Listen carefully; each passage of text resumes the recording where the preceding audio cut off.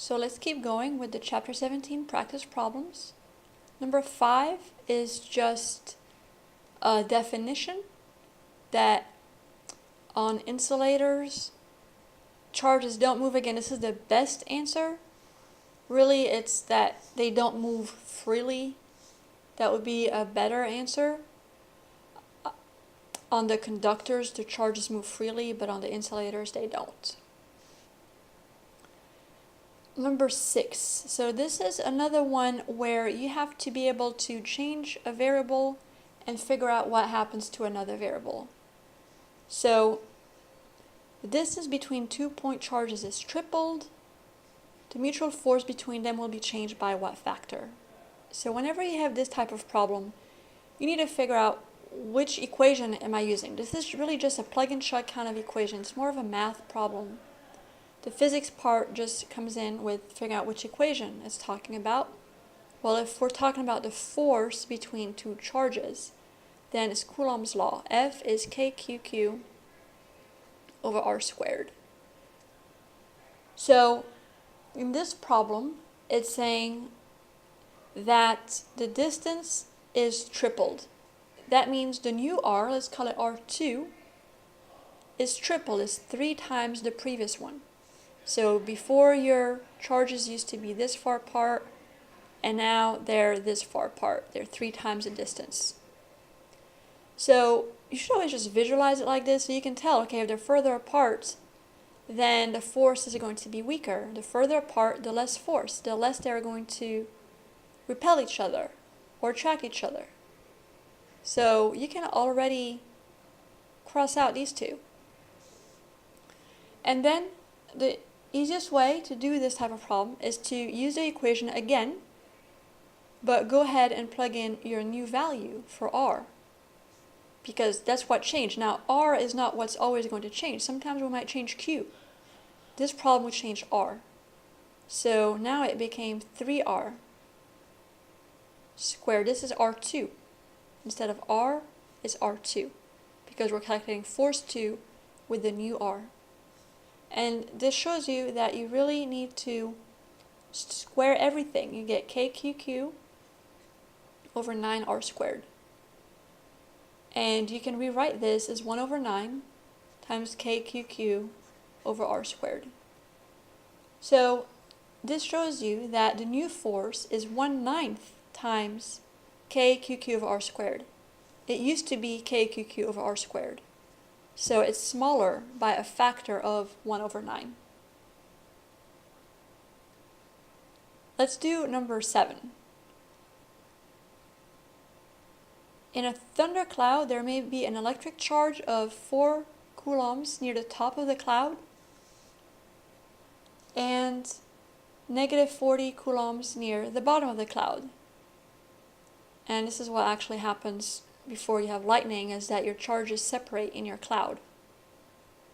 So you've got positive 40 over here and negative 40 over here. These charges are separated by about 2 kilometers. So the distance between these two is 2 kilometers. What's the electric force between these two sets of charges? So even though this problem has a lot of words, it really is just asking you to plug in numbers into Coulomb's law that gives you the electric force. Now technically this is only supposed to be used for point charges, but somehow we have to pretend that this is a point charge, just one charge here that doesn't have a volume, which is definitely not true because the charge is distributed all over. The distribution of the charge definitely affects the force, but we must treat these charges as point charges because that's the only equation that we have to solve this problem. But it really should have said here, treat these charges as point charges. So let's define our variables. So both Q's are 40 coulomb, one of them is negative. So another problem with this, it should say what's the magnitude of the electric force here, because it's not asking about direction. So in Coulomb's law, we just always put in the positive charges. because this just tells us how much force is there, but it does not tell us the direction. We know that these would be attracted to each other.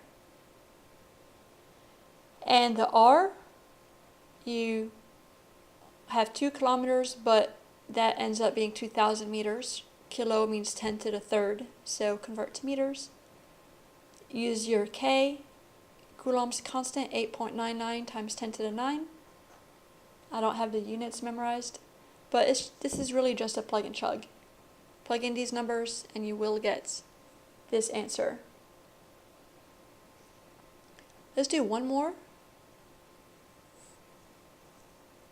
6 microcoulomb charge is placed at the origin. So right here. And I'll call it Q1. I'll call this one Q1. The second charge is placed over here, Q2, 0.3 meters away. So that's the distance between them. That's going to be R.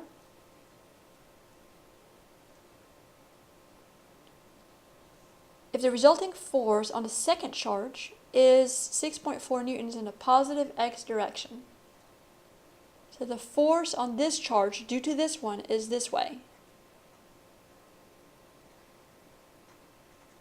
What's the force on the charge at the origin? What's the force on Q1?